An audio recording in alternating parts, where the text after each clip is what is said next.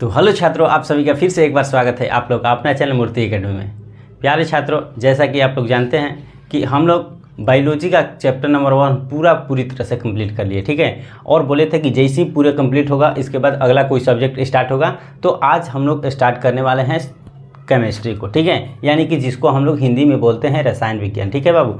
चलिए, तो हम लोग आज करेंगे इनका इंट्रोडक्शन, यानी कि इनका परिचय करेंगे। ऐसे तो ये पढ़ने वाला जिसे पिछले ही क्लास में हम लोग पढ़ चुके थे, क्लास 9th में, लेकिन ये 10th में नहीं दिया हो। लेकिन आगे चलकर इसका इंट्रोडक्शन देने का मतलब ये है कि आगे चलकर आपके बहुत सारी जानकारियाँ लेना पड़ेगा, जिस तरह से तत्वों के बारे में जानना होगा, यौगिक के बारे में जानना होगा, धातु अधातु उपधातु मिश्रण, यानी कि इसके बारे में जानकारी रखना है इसमें या पढ़ना है। आगे चलकर चैप्टर बन जाता है, ठीक है। एक चैप्टर आपको देखने को मिलेगा धातु अधातु का, ठीक है। लेकिन हम लोग को बेसिकली आज पढ़ना है क्या, हम लोग को पढ़ना है ऐसे रासायनिक अभिक्रिया से, जो कि पहला चैप्टर आपका केमिस्ट्री जैसे ही स्टार्ट होगा तो आपका पहला चैप्टर है रासायनिक समीकरण एवं अभिक्रियाएं, ठीक है। यानी कि इस तरह के पहला चैप्टर है। लेकिन ये लाने का मकसद ये है कि आप लोग अच्छी तरह से थोड़ा बेसिक बारे में नॉलेज ले लें और इसके बाद हम अपने चैप्टर की ओर चलेंगे, ठीक है बाबू। चलिए, तो हम लोग आज स्टार्ट करेंगे। सबसे पहले रसायन विज्ञान की अगर बात आई तो रसायन विज्ञान में उसका डिफिनीशन की बात आएगी।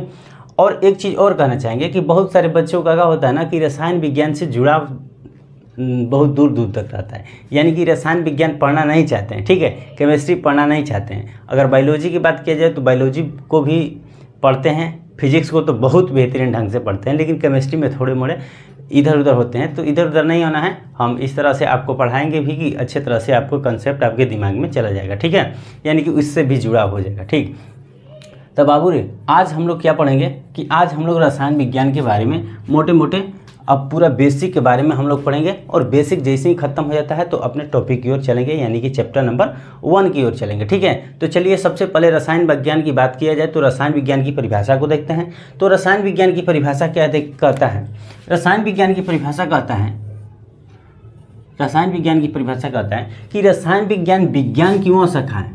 शाखा का मतलब ब्रांच, यानी कि टहनी हम कह सकते हैं। कोई भी पेड़ होता है तो पेड़ का बहुत सारे टहनियाँ होती हैं, उसी तरह से विज्ञान है तो उसकी बहुत सारी टहनियाँ हैं, जिसमें से एक टहनी कौन सा है, रसायन विज्ञान। अगर बायोलॉजी हम लोग बायोलॉजी के बारे में बोले थे कि ये विज्ञान की वह शाखा है, यानी कि वो भी विज्ञान की शाखा है, ये भी विज्ञान की शाखा है, भौतिक विज्ञान भी विज्ञान की शाखा है। यानी कि एक पेड़ में जिस तरह से बहुत सारे टहनियाँ होती है, उसी तरह से ये भी उनके क्या है बाबू, ब्रांच है, ठीक है।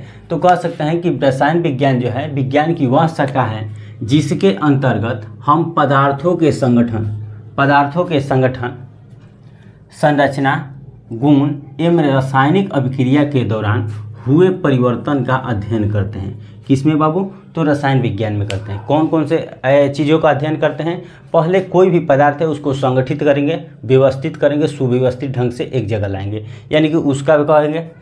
इसके बाद कह रहा है कि उसकी संरचना को, किस तरह का संरचना है, उसके संरचना के बारे में जानकारी रखेंगे। इसके बाद कहता है बाबू कि उनके गुण के बारे में, किस तरह का उनका गुण है, क्या क्या कर सकता है वो पदार्थ, ठीक है। इसके बाद कह रहा है कि रासायनिक अभिक्रिया के दौरान उसमें कौन कौन से परिवर्तन हुए, उसके बारे में पूरे जानकारी होगा। तो उसी को हम लोग क्या कहेंगे बाबू, तो रासायनिक। तो हम लोग मोटे मोटे शब्दों में समझ गए कि पदार्थ का संगठन करेंगे, इसके बाद उसकी संरचना के बारे में जानकारी रखेंगे, उनके गुण के बारे में, और रासायनिक अभिक्रिया में हुए परिवर्तन के बारे में अध्ययन करेंगे। उसी को हम लोग क्या कहते हैं, रासायनिक विज्ञान कहते हैं। समझ गए आप लोग अच्छे तरह से। चलिए बढ़ते हैं आगे की तरफ। अब रसायन का शाब्दिक अर्थ की अगर बात किया जाए तो रसायन का मतलब क्या होता है, तो इसका शाब्दिक अर्थ होता है रस धन आयन। रासायनिक विज्ञान का या रसायन का शाब्दिक अर्थ होता है बाबू रस धन आयन। रस धन आयन, रस का मतलब होता है द्रव, यानी कि लिक्विड पदार्थ हो गया, ठीक है, लिक्विड सब्सटेंस हो गया, ठीक है। तो इसका मतलब होता है क्या कि द्रव होता है, यानी कि हम कह सकते हैं कि द्रवों का अध्ययन ही क्या कहलाता है, रसायन विज्ञान कहलाता है। यानी कि इसमें द्रव का, ऐसा बिल्कुल नहीं सोचना है कि केवल द्रव का ही अध्ययन इसमें करेंगे। हम लोग द्रव करेंगे, ठोस भी करेंगे और गैस का भी, यानी कि तीनों का अध्ययन करेंगे। उसको हम लोग क्या बोलेंगे, तो रसायन विज्ञान कहेंगे, ठीक है। तो यहाँ पर आप समझ लिए कि रसायन विज्ञान का अर्थ मतलब कि रस धन आयन होता है, यानी कि रस मतलब द्रव होता है, द्रव का अध्ययन, ठीक है, जिसका अर्थ द्रव का अध्ययन होता है, जो कि हम आप लोग को बता दिए, ठीक है। अब बाबू आगे बढ़ते हैं कि अगर बात किया जाए तो रसायन विज्ञान के जनक की, यानी जनक मतलब पिता, वो पिता नहीं जो आपको जन्म देते हैं, वैसे पिता को नहीं समझना है जो आपको जन्म देते हैं। जिस तरह से हम लोग का पिता हैं कि हम लोग को जन्म दिए हैं, तो उस तरह का पिता नहीं है, क्योंकि ये सब्जेक्ट है और सब्जेक्ट का कोई पिता वैसे नहीं होता है। हाँ, पिता उसलिए उसको बोलते हैं, जनक इसलिए उसको बोलते हैं ताकि उस सब्जेक्ट के बारे में उनका पूरा बेहतरीन क्या हो, गहन स्टडी किया हो, यानी कि बहुत बढ़िया तरह से उसके बारे में खोज किया हो, गहन किए हो, ठीक है, उसी को हम लोग जनक बोलते हैं। ठीक है, तो यानी कि हम कह सकते हैं कि जो इनको का किया हो, इनके बारे में बढ़िया से क्या किया हो, अध्ययन किया हो, उसी को हम लोग उसको पिता कहेंगे। सबसे पहले ये नहीं कि बाद में, सबसे पहले जो इसके बारे में जानकारी हम लोग को दिया, यानी कि इतनी चीज़ें इसमें होती हैं वो बताएं, तभी ना हम समझे कि हम लोग समझे, हम समझे हम आपको दे रहे हैं। ठीक है, इस माध्यम से, उनके माध्यम से ही हम लोग समझे, तो उसी तरह से उनका जनक हुआ या पिता हम कह सकते हैं। तो पिता, रसायन विज्ञान का जो पिता है वो एंटोनी लेवोजियर को कहा जाता है। ठीक है, एंटोनी लेवोजियर को कहा जाता है। ठीक है बाबू, चलिए अब बढ़ते हैं आगे की तरफ। अब जब इतनी बातें हम लोग समझ लिए, तो अब हम लोग बढ़ेंगे आगे की तरफ। अब बात आती है पदार्थ की, कि पदार्थ क्या होता है। ठीक है, पदार्थ क्या होता है, क्योंकि हम लोग जब केमिस्ट्री पढ़े हैं कि रसायन विज्ञान विज्ञान की वह शाखा है जिसके अंतर्गत पदार्थों के संगठन, तो पदार्थ की बात आई। तो पदार्थ क्या होता है, पदार्थ का कार्य क्या होता है, पदार्थ किसे कहते हैं। पदार्थ, तो देखिए पदार्थ तो ऐसे कहने को हम सारी चीज़ों को पदार्थ ही कहेंगे, यानी कि हमारे नज़रों में जो भी चीज़ें दिखाई दे रही हैं, चाहे ये मार्कर हो, चाहे ये बोर्ड हो, यानी कि हमारे नज़रों में जितनी भी चीज़ें दिखाई दे रही हैं या हम उसको महसूस कर सकते हैं, वो सभी पदार्थ होते हैं। लेकिन उसको डिफिनेशन के माध्यम से बढ़िया से सुव्यवस्थित ढंग से समझेंगे कि बाबू पदार्थ क्या होता है। तो देखिए, पदार्थ का अगर डिफिनेशन लिखना होगा तो कहेंगे कि वे सभी वस्तुएं जो क्या करती हो, स्थान घेरती हो, जिसका द्रव्यमान हो, और जिसे हम अपने इंद्रियों से, इंद्रियों का मतलब आप समझ रहे हैं कि इंद्रियों का होता है, जिसे हम अपने इंद्रियों से क्या कर सके, महसूस कर सकते हैं, उसे हम पदार्थ कहते हैं। अब बात आती है बाबू इंद्रियों के, तो इंद्रियों के बारे में आप लोग बिल्कुल जानते होंगे, ये कोई नया चीज़ नहीं है। अगर नहीं भी जानते होंगे तो आपको बता दें कि इंद्रियां 5 तरह की हमारी होती हैं। जिस तरह से क्या है, कान हो गया, आँख हो गया, नाक हो गया, इसके बाद त्वचा हो गया, एक जीभ हो गया। ठीक है, ये 5 तरह के इंद्रियां हैं, जिसको इस इंद्रियों के माध्यम से हम महसूस कर सकते हैं, उसे हम पदार्थ बोलेंगे। ठीक है बाबू, चलिए आप इसको समझ लिए। अब मान लेते हैं, देखिए कि इस मार्कर है, तो मार्कर है, तो मार्कर कहीं ना कहीं स्थान घेर रही है, कहीं ना कहीं स्थान घेर रही है। देखिए मार्कर कहीं ना कहीं स्थान घेर रही है, इसमें द्रव्यमान भी होगा, इसमें भार भी होगा, इसमें भार में थोड़ा मोड़ा कितना ही भी वेट तो होगा ही होगा। तो वही कह रहा है कि जिसमें जो द्रव्यमान को घेरे, द्रव्यमान हो जिसमें, जो क्या करे, स्थान को घेरे, या जो अपने आँखों से, ना कानों से, नाकों से, या तालु माने अपने इंद्रियों से महसूस कर सके। तो हम नहीं महसूस करें, आँखों से देख रहे हैं, इसको देख रहे हैं ना, तो इसलिए हम इसको क्या बोलेंगे, पदार्थ बोलेंगे। ये दुनिया की सारी चीज़ें जो हम देख सकते हैं, महसूस कर सकते हैं, छू सकते हैं, वो क्या कहते हैं बाबू, उसको हम लोग पदार्थ कहते हैं। ठीक है, तो उम्मीद है पदार्थ के बारे में भी आप लोग अच्छी तरह से क्या कहे होंगे, समझ गए होंगे। ठीक है, चलिए बढ़ते हैं आगे की तरफ। अब पदार्थ की अवस्थाएं के बारे में, तो पदार्थ के देखिए 3 अवस्थाएं हमको पढ़ना है। ऐसे तो 3 अवस्था नहीं है, पदार्थ को अभी तक 5 अवस्थाएं की खोज हो चुका है, 5 अवस्था, लेकिन हम लोग को पढ़ना है 3 अवस्था। तो वो 3 कौन कौन से अवस्था हैं, तो वो 3 अवस्था है, पहला है ठोस, दूसरा है द्रव और तीसरा है गैस। ठीक है, ठोस हो गया, द्रव हो गया और तीसरा गैस हो गया, यानी कि इन अवस्था के बारे में हम लोग को पढ़ना है। लेकिन ये कोई ज़रूरी नहीं है कि हम 3 अवस्था के बारे में पढ़ेंगे, आज जानकारी भी 3 अवस्था के बारे में रखेंगे। अगर बात आ गई अवस्था के, तो अवस्था देखिए 5 तरह के होते हैं। चौथा जो प्लाज्मा है, और 5वां जो है बोस-आइंस्टीन संघनन जिसको बोलते हैं, कंडेंसेंट बोलते हैं। ठीक है बाबू, तो आप लोग इसको अपने पास रख लीजिएगा नॉलेज के रूप में, लेकिन मुख्य रूप से हमको 3 ही पढ़ना है। ठीक है, तो चलिए बात पढ़ते हैं। ये आप लोग समझ गए होंगे, उम्मीद है कि ठोस, द्रव और गैस के बारे में समझ गए हैं। चौथा हम लिख देंगे, अगर चौथा की बात की जाए तो प्लाज्मा होता है, प्लाज्मा। ठीक है बाबू, और 5वां की अगर बात की जाए तो बोस-आइंस्टीन होता है, बोस-आइंस्टीन होता है, बोस-आइंस्टीन कंडेंसेंट होता है, जिसको संघनन के नाम से जानते हैं। ठीक है, उम्मीद है आप इसको बारे में समझ गए। और बात आती है कि पदार्थ की शुद्धता के आधार पर क्या है, पदार्थ की प्रकार, शुद्धता के आधार पर पदार्थ के प्रकार कितने होते हैं उसको देखेंगे। तो शुद्धता के आधार पर पदार्थ के 2 प्रकार होते हैं, पहला शुद्ध पदार्थ और दूसरा होता है बाबू अशुद्ध पदार्थ। शुद्धता के आधार पर पदार्थ के जो पदार्थ है उसके कितने प्रकार हैं, तो 2 प्रकार हैं। पहला है शुद्ध पदार्थ और दूसरा है क्या है, अशुद्ध पदार्थ। देखिए ये शुद्ध क्या होता है और अशुद्ध क्या होता है। तो शुद्ध पदार्थ और अशुद्ध पदार्थ, शुद्ध का मतलब शुद्ध, अशुद्ध का मतलब उसमें मिलावट, ठीक है। अशुद्ध के मतलब उसमें क्या हो गया हमारे बाबू, मिलावट हो गया, ठीक है। यानी कि शुद्ध के मतलब हम कहते हैं प्योर और अशुद्ध के मतलब अनप्योर कहेंगे, उसमें मिलावटी चीज़ हो उसे अशुद्ध कहेंगे, ठीक है। जिसको डुप्लीकेट भी हम कह सकते हैं, जिसको हम लोग डुप्लीकेट भी कह सकते हैं, ठीक है। चलिए, तो शुद्ध पदार्थ और अशुद्ध पदार्थ, शुद्धता के आधार पर 2 पदार्थ होते हैं, ठीक। अब शुद्ध पदार्थ के प्रकार अलग हैं और अशुद्ध पदार्थ के प्रकार अलग हैं। देखिए शुद्ध पदार्थ के 2 प्रकार हैं, पहला तत्व है और दूसरा यौगिक है। वहीं अशुद्ध पदार्थ की अगर बात किया जाए तो उसका एक ही प्रकार है जिसको मिश्रण के नाम से जानते हैं। तो मिश्रण करने का मतलब हो गया कि मिश्रण से हम आप समझ सकते हैं कि मिश्रण का मतलब मिक्सचर। आप लोग मिक्सचर खाते हैं तो बहुत सारी चीज़ें, बहुत सारे मटेरियल उसमें क्या होता है, विद्यमान रहता है ना। आप लोग मिक्सचर खाते हैं तो उसमें दाल रहता है, इसके बाद बहुत सारे आप लोग मिक्सचर खाते होंगे तो देखे होंगे कि बहुत सारे मटेरियल उसमें मिला रहता है। तो वो क्या हो गया बाबू, अशुद्ध पदार्थ हो गया। अब अशुद्ध उस तरह नहीं आप समझना है कि अशुद्ध माने कोई चीज़ अशुद्ध होता है। अशुद्ध का मतलब मिलावटी चीज़, बहुत सारी चीज़ों का उसमें क्या होता है, मेल मिलाप होता है, ठीक है बाबू। चलिए, उसको हम लोग कह सकते हैं, जिस तरह से कह सकते हैं कि एक में गेहूँ मिला दिए, चावल मिला दिए, दाल मिला दिए, तो उस तरह से पूरा मिक्सचर कर दिए उसको, यानी कि खिचड़ी हो गया। तो खिचड़ी क्या हो गया, मिक्सचर हो गया, ठीक है। किसमें उसमें क्या होता है बाबू, चावल भी होता है, दाल भी होता है, हरे सब्जी होते हैं, साग होते हैं। तो उस तरह के माने हो गया मिश्रण। यानी कि अशुद्ध उसको नहीं समझना है, उस व्यू से अशुद्ध नहीं समझना है। अशुद्ध का मतलब कि बहुत सारी चीज़ों का मेल मिलाप, ठीक है। चलिए, यानी कि हम समझ लिए कि शुद्ध पदार्थ 2 प्रकार के होते हैं, पहला होता है तत्व और दूसरा होता है यौगिक। वहीं अशुद्ध पदार्थ की अगर बात किया जाए तो वो एक ही प्रकार के होते हैं, जिसको कहते हैं हम लोग मिश्रण। और बात आती है कि जो तत्व है, तत्व कितने प्रकार के होते हैं और जो यौगिक है, यौगिक कितने प्रकार के होते हैं। तो देखिए बाबू, तत्व जो है वो 3 प्रकार के तत्व भी होते हैं, जिसे कहते हैं हम लोग, पहला धातु, दूसरा उपधातु और तीसरा अधातु। या कह सकते हैं हम कि धातु, अधातु और उपधातु, जो कि एक आपको एक चैप्टर के रूप में इसको मिलेगा। आगे चलकर 3 या 4 तीसरा या चौथा लेसन जो है ये एक चैप्टर के रूप में आपको मिलेगा, जो कि इसके बारे में बेहतरीन ढंग से हम कल क्या करेंगे, स्टडी करेंगे, ठीक है। अब बढ़ते हैं आगे की तरफ।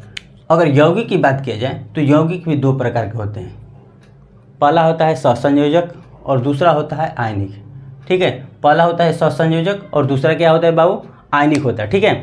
अब बढ़ते हैं आगे की तरफ। तो मिश्रण के प्रकार, मिश्रण के भी 2 प्रकार हैं, एक समांगी और दूसरा होता है विसमांगी।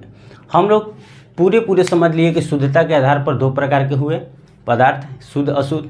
इसके बाद शुद्ध पदार्थ की बात किया जाए तो तत्व यौगिक हो गया, और अशुद्ध की बात किया जाए तो मिश्रण हो गया, ठीक है। इसके बाद तत्वों की बात किया जाए तो धातु, अधातु और उपधातु हो गया, और यौगिक की बात किया जाए तो सहसंयोजक और एक हो गया कौन बाबू, आयनिक हो गया, ठीक है। वही मिश्रण की बात किया जाए तो एक समांगी मिश्रण और दूसरा होता है विसमांगी मिश्रण, ठीक है। यहाँ तक उम्मीद है आप लोग अच्छी तरह से समझ गए होंगे। और बढ़ते हैं आगे की तरफ। आगे की तरफ कहने का मतलब कि अब बढ़ लेते हैं, थोड़े परिभाषा समझ लेंगे तत्व का, और थोड़ा समझ लेंगे यौगिक, और इसके बाद मिश्रण। और इस परिभाषा समझने के बावजूद अब क्या होगा कि हम लोग यहाँ से बेसिक को समाप्त करेंगे और चलेंगे अपने टॉपिक की ओर, यानी कि चैप्टर नंबर 1, ठीक है, जो कि रासायनिक अभिक्रिया है, ठीक। अभिक्रिया एवं समीकरण से है, जो कि उसको पढ़ेंगे। तो चलिए आइए तत्वों के बारे में जानते हैं। ये तत्व क्या होता है, किस तरह से इसका उपयोग होता है और क्यों उपयोग होता है, इसके बारे में समझेंगे। तो कह रहा है तत्व कि तत्व उन शुद्ध पदार्थ को कहते हैं, क्योंकि तत्व शुद्ध पदार्थ से मिलकर बना है। तत्व शुद्ध के 2 प्रकार, शुद्ध के कितने प्रकार बाबू, 2 प्रकार, तत्व और यौगिक, और अशुद्ध के 1 प्रकार मिश्रण जो होता है। तो यही कह रहे हैं कि तत्व उन शुद्ध पदार्थों को कहते हैं जो केवल एक ही तरह के परमाणुओं से, देखिए एक ही तरह के परमाणुओं से मिलकर क्या होता है, बने होते हैं, उसे क्या कहते हैं, तत्व कहते हैं। देखिए तत्व हो गया, और तत्व किससे मिलकर, एक ही तरह के परमाणु से मिलकर बने होते हैं। अब बात आती है परमाणु, सबसे लोग कहते हैं कि सबसे छोटे से छोटे कण परमाणु होते हैं। तो क्या परमाणु के छोटे से छोटे कण भी होते हैं? तो देखिए परमाणु में भी अगर आप वैज्ञानिक जो थे वो क्या किए कि झांक कर देखें। झांक का मतलब ये नहीं कि परमाणु खुला था उसमें झांक लिए, उस तरह से नहीं जाके, झांक का मतलब उसका टेलीस्कोप, माइक्रोस्कोप यानी कि कह सकते हैं दूरबीन के सहारे से देखें और देखें कि उसमें और भी 3 कण है। कौन कौन से बाबू? इलेक्ट्रॉन, प्रोटॉन और न्यूट्रॉन विद्यमान है। किसमें? परमाणु में विद्यमान है। जिसको इलेक्ट्रॉन जो कि पॉजिटिव होता है उसका धन आवेशित जिसको कहते हैं, वहीं अगर प्रोटॉन की बात किया जाए तो ऋण आवेशित होता है और न्यूट्रॉन की बात किया जाए तो ये आवेशित यानी कि न्यूट्रल होता है। ठीक है, अब ये धन आवेश क्या होता है, ऋण आवेश क्या होता है और न्यूट्रल क्या होता है? तो धन आवेश के मतलब मान लेते हैं कि आपके पास 4 रुपया है और मेरे पास 2 रुपया है, तो आपसे हम 1 रुपया लिए, 1 रुपया लिए, तो आपसे 1 रुपया लिए तो आप हमको दिए,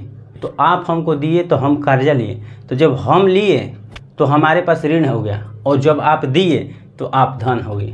यानी कि कहने का मतलब कि आप जिसको दिए तो वो ऋण हो गया, लेकिन आप दिए तो आप धन हो गया। तो वहीं इलेक्ट्रॉन का होगा, धन आवेशित होता है। वहीं अगर प्रोटॉन की बात किया जाए तो ऋण आवेशित होता है और न्यूट्रॉन की बात की जाए तो इस पर कोई आवेश नहीं होता, न्यूट्रल होता है। ठीक है बाबू, यानी कि हम कह सकते हैं कि ये तत्व जो है परमाणुओं से मिलकर बना होता है। किससे?